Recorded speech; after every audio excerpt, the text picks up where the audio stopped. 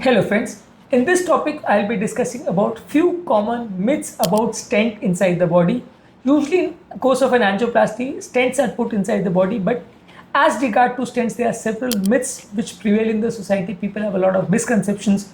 In this topic, I'll try to discuss about those myths and I will try to discuss the facts about the myths. So in short, we'll be busting those myths. So this topic is going to be very interesting and most of the channels you will not find content related to these myths. So please see the video till the end. Before we go into the video, I would request the people who are new to my channel to subscribe to my channel, to like the videos, comment on the videos and to share the videos. So without wasting any time, let's dive into the video. First of all, people tend to feel that stents can completely cure a cardiac disease. This is partially true, partially not true. Stents can only create space for the blood to flow. It is creating a temporary lumen by crushing all the contrast towards the side of the vessel during the angioplasty procedure. So the symptoms of the patient will be cured. The problems with the patient, the life risk of the patient will be significantly improved.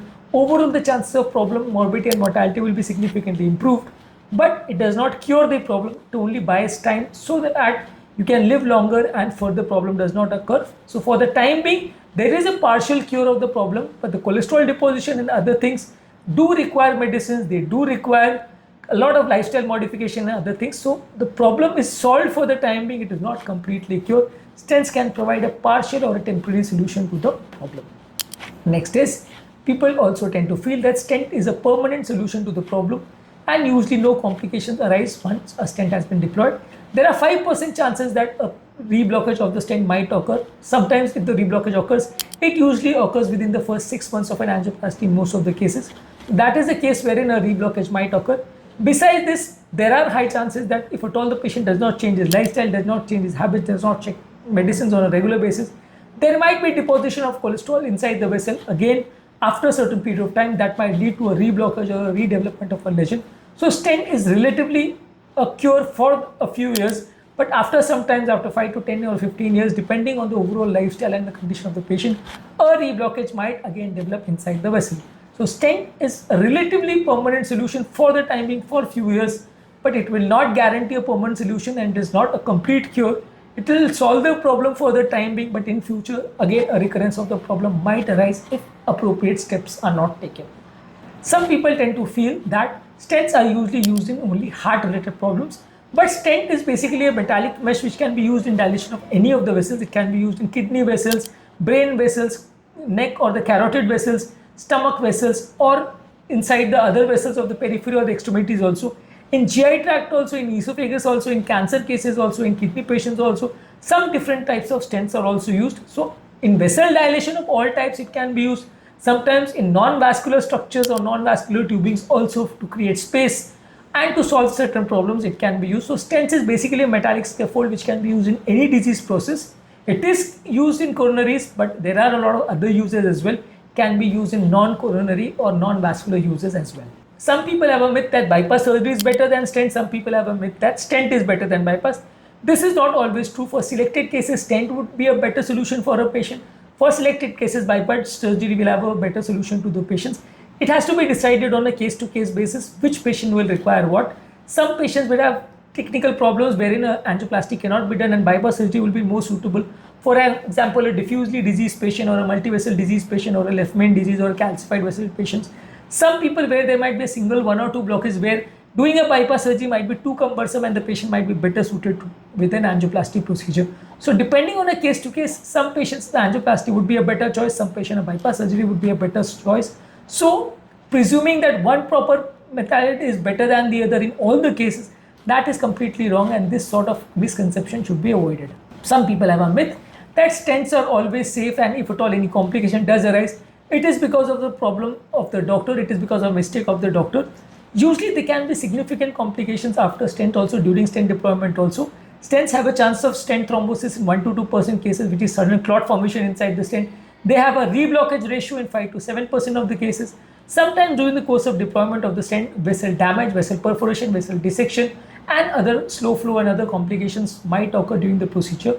These are all complications which may or may not be related to the operator issue. So that is why stenting should be considered to be a relatively safe procedure, but is not completely safe, and all problems which occur as a consequence of angioplasty are not always related to operator issues or operator mistakes. There can be a lot of other issues wherein the operator might have done a completely perfect issue, but the body might react to a stent in a different way. That is why the complication or the problem might occur. Sometimes patient does not become completely safe also after the procedure because of problems related to heart attack.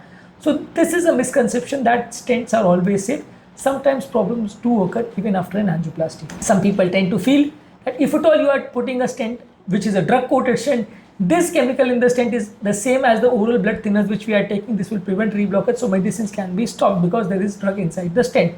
This is completely wrong because the chemical which is coated in the stent is a drug which is an anti-cancer chemical which works for 1 to 2 months to prevent smooth muscle proliferation inside the vessel and prevent stent reblockage. This is completely different from the oral tablets which the patient is taking, which are antiplatelets, blood thinners, and other statins and other heart failure medicines. These medicines will have an entirely completely different purpose. Chemical in the stent or no chemical in the stent will not make any difference. And after the angioplasty also, almost all of the patients will require continuous of the medicines. Most of the patients will require lifetime continuation of the medicine. That is why anyone who presumes that their medicines will be completely stopped after an angioplasty or a stenting procedure with a drug-coated stent is completely wrong, and this is a myth. Last important myth which we'll be discussing today is some people tend to feel that stent, if at all it is placed, they can feel that there is something inside the body, there is something moving inside the body or something which is poking inside the body. See, stent is deployed in a vessel which is completely not having any nerve supply. That is why any sensation during the deployment of the stent or any sensation after the deployment of the stent will not be transmitted to the brain. So any sensation that the stent is inside the body or something is moving inside the body is completely impossible. Most of the times this sort of feeling is usually psychological, and people can have a lot of experience like that. This is mostly psychological experiences. It cannot be physically possible that the stent will transmit any symptoms to the brain. During the course of angioplasty, when we inflate a balloon, the reduction of the blood supply to the myocardium, that sends some pain related signals to the brain. But during the course of deployment of a stent, the stent itself is not felt by the patient. So any patient who makes a claim that he can feel his stent, he can feel his stent moving, or his stent was moving, or his stent was poking inside his body, it is moving inside the body.